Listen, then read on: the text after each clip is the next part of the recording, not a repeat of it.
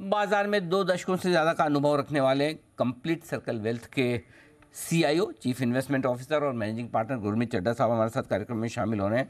आप पहले city bank में लंबे समय तक काम कर चुके हैं, रिलायंस म्यूचुअल फंड में आप अपनी सेवाएं दे चुके हैं और बाय क्वालिफिकेशन आपने एमबीए किया है मार्केटिंग और फाइनेंस दोनों में।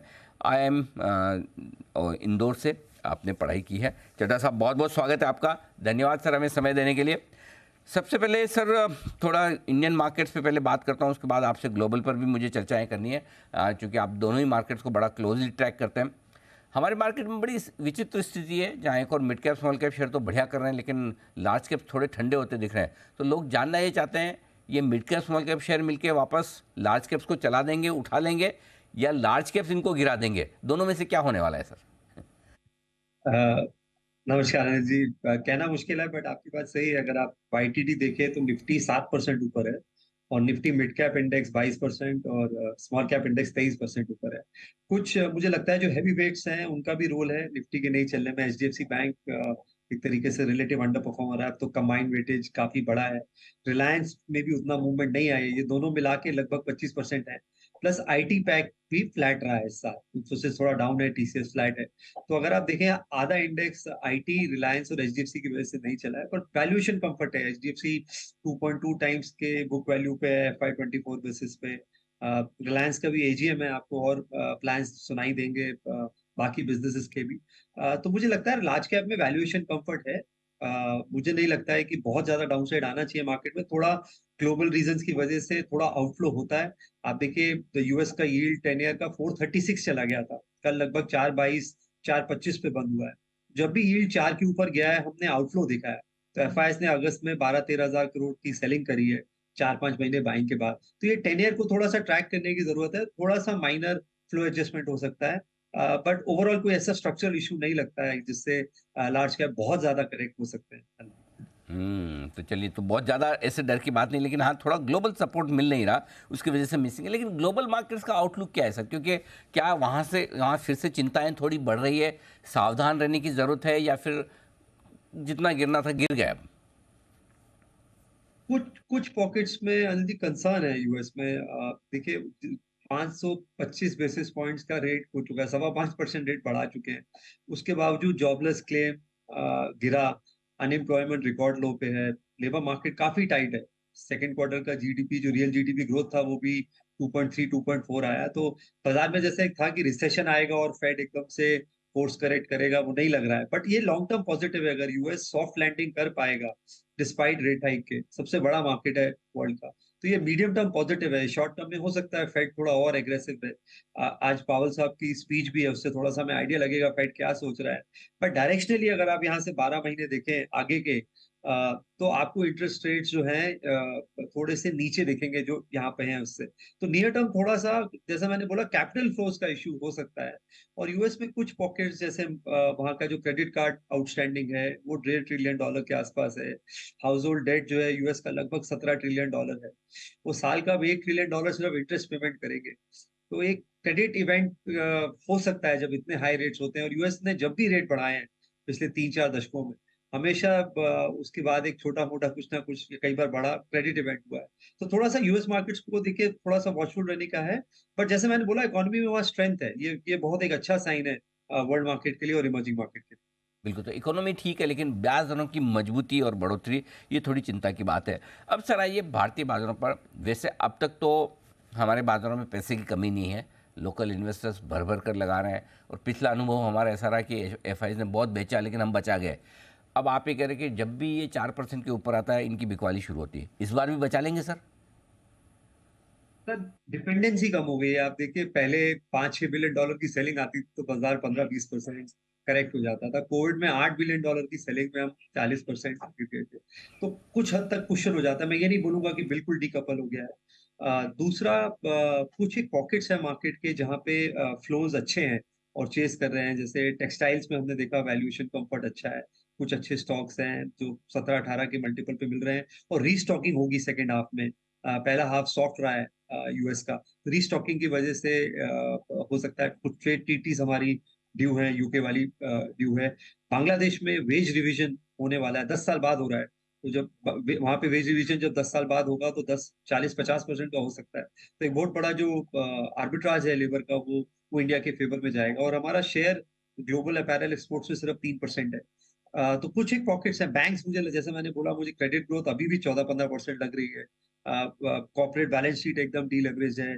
सिस्टम के एनपीए सिर्फ 3.9% है, इतने कम एनपीए बहुत समय बाद देखे हैं। तो कुछ एक पॉकेट्स में वैल्यूएशन कंफर्ट है, वहां पे फ्लोज तो एफआईज ऐसा नहीं है कि पूरी तरह सेल कर रहे हैं। कुछ एक पॉकेट्स में हमने डिलीवरी बेस्ड बाइंग भी हमें देखने को मिल रही है। तो चुनिंदा खरीदारी और बिकवाली है इस वक्त। ऐसे में बताएं सर, आपको भारतीय बाजार में क्या पसंद है? अगर पैसा लगाना हो तो आप कहाँ नजर रखेंगे? तो अनिल जी जैसा मैंने बोला कि एक हमें ऑटो एंसिलरी अच्छा लग रहा है क्योंकि डिस्क्रिशनरी कंजम्पशन जो है बढ़ रहा है और 2030 तक इंडिया में लगभग लगभग 100 करोड़ लोग होंगे जो वर्किंग पॉपुलेशन होंगे जिसे हम 20 to 60 ईयर्स बोलते हैं। तो इसका सीधा पॉजिटिव इम्प्लीकेशन है, इसे हम डेमोग्राफिक डिविडेंड बोलते हैं सही लैंग्वेज में। उसका फाइनेंशियल सर्विसेज पे है, डिस्क्रिशनरी स्पेंडिंग पे है। तो ऑटो और ऑटो एंसिलरी दोनों हमें बहुत अच्छा लग रहा है। एमएनएम और टाटा मोटर्स हमें ओईएम्स में अच्छा लगता है और ऑटो एंसिलरीज में हमें संधार टेक्नोलॉजीज जो कि टू व्हीलर लॉकिंग में उनका मार्केट शेयर 40% है। जो कैबिन और फैब्रिकेशन करते हैं वहां पे 35% मार्केट शेयर है। 4-5 प्रोडक्ट लाइन्स है, नए लेबल्स ऐड कर रहे हैं इंक्लूडिंग एचएमएसआई, टीवीएस एक्सेट्रा। और वैल्यूएशन कंफर्ट है, 17-18 के मल्टीपल पे है। और एंसिलरी आपको पूरा प्ले देता है। कुछ कंपनीज ओईएम में लिस्टेड नहीं है, जैसे टोयोटा नहीं है, Hyundai नहीं है, बट एंसिलरी उनको सब पूरा वैल्यू चेन कंप्लीट करता है। फाइनेंशियल सर्विसेज में हमें बैंक्स के अलावा जो ये स्मॉल फाइनेंस बैंक्स हैं, जो एनबीएफसीज हैं, जो टियर 3 टियर 4 टाउन में क्रेडिट क्रिएशन कर रही है। लगभग सिर्फ 8 करोड़ लोगों का सिविल स्कोर था अनिल जी आज से 7-8 साल पहले। आज करीबन करीबन 21 करोड़ लोगों का सिविल स्कोर है और ये नंबर बढ़ता जाएगा। तो फॉर्मल जो लोग बोरोअर्स हैं सिस्टम में वो बढ़ते जाएंगे, फॉर्मल क्रेडिट में आते जाएंगे। तो ये एक हमें स्पेस अच्छा लगता है। और कुछ हद तक हमें थोड़ा-सा कॉन्ट्रेरियन व्यू हमारा फार्मा पे है। हमें लगता है स्पेशली हॉस्पिटल्स और एपीआई और सीडीएमओ में। तो ये है आपके लिए पसंदीदा शेयर और स्पेस सेक्टर्स वगैरह जहाँ पर खरीदारी करने की राय। कहाँ से दूर रहना चाहिए, कहाँ थोड़ा सा रिस्क ज़्यादा है? जो बहुत फैशनेबल हो जाता है अनिल जी वहां थोड़ा डर लगने लगता है। अभी सब लोग डिफेंस की बात कर रहे हैं और कुछ एक स्टॉक्स बहुत तेज चले गए। बहुत बहुत कुछ पीएसयू बैंक्स 40 के मल्टीपल, पीएसयूज 40 के मल्टीपल पे हैं। बहुत सारे और डिफेंस में लंबा जेस्टेशन पीरियड है प्रोजेक्ट एग्जीक्यूशन का, 5-5 10-10 साल लगते हैं आपकी ऑर्डर बुक को प्ले आउट होने में। तो हमने देखा था ये यूफोरिया स्पेशलिटी केमिकल में 1.5-2 साल पहले, उससे पहले लास्ट ईयर आईटी में देखा था। तो और कुछ मुझे लगता है कुछ न्यू एज कंपनीज बहुत अच्छा टर्न अराउंड कर रही हैं। लेकिन सब न्यू एज कंपनीज का रीरेट में क्या होगा कि आपको सडनली प्रमोटर ब्लॉक सेल करेगा, हम देखने को मिल रहा है हमें। तो यहाँ पे दो पॉकेट्स में आप थोड़ा सा सिलेक्टिव रहिए, थोड़ा सा यूफोरिया और जहाँ पे मल्टीपल्स बहुत हाई हो गए हैं उसको उसको अवॉइड करें। थोड़ा डिफेंस शेयरों में थोड़ी सावधानी रखें। सरकारी कंपनियों के शेयर काफ़ी महंगे हो चुके हैं, भाग चुके हैं, वहाँ थोड़ी सावधानी रखें। लेकिन खरीदना है तो ऑटो इंडस्ट्री और ये हॉस्पिटल से जुड़े कुछ ये स्टॉक्स आपके लिए काफ़ी अच्छे साबित हो सकते हैं।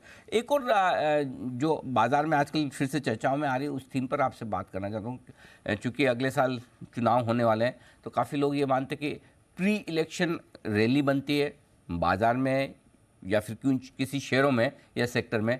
उस लिहाज से कोई आपको साल भर के लिहाज से लगता है कि कहीं कंजम्पशन के लिहाज से या प्री इलेक्शन के लिहाज से कोई निवेश के मौके बने सर? तो अली जी हमने देखा है रूरल इकोनॉमी में अभी भी थोड़ा स्ट्रेस है, थोड़ा फूड इन्फ्लेशन की वजह से डिस्क्रिशनरी स्पेंडिंग कम हुआ है।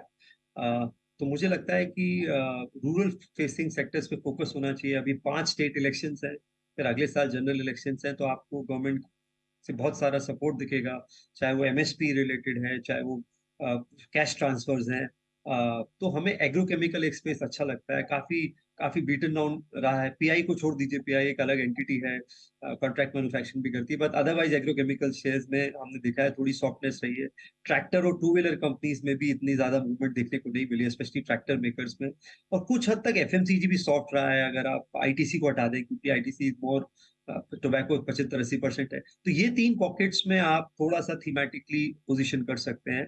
टू व्हीलर्स और ट्रैक्टर मेकर्स में पोजीशन कर सकते हैं और उनके वैल्यू चेन में पूरा कुछ हद तक एफएमसीजी में काफी एफएमसीजी स्टॉक्स हैं जो काफी स्टैग्नेंट है बहुत टाइम से।